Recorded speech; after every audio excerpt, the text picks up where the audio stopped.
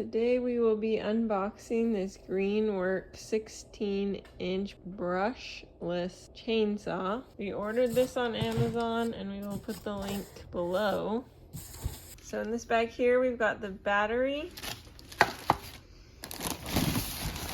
And in this bag here we've got the charger. So we are going to plug in the charger. And then we are going to slide the battery. And blinking light means that it is charging.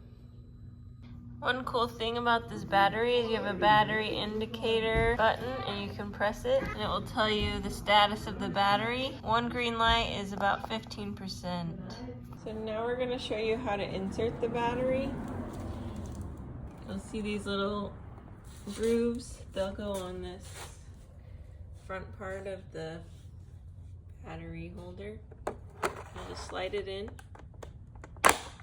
until it clicks. And then again, you can check the battery by pushing this button.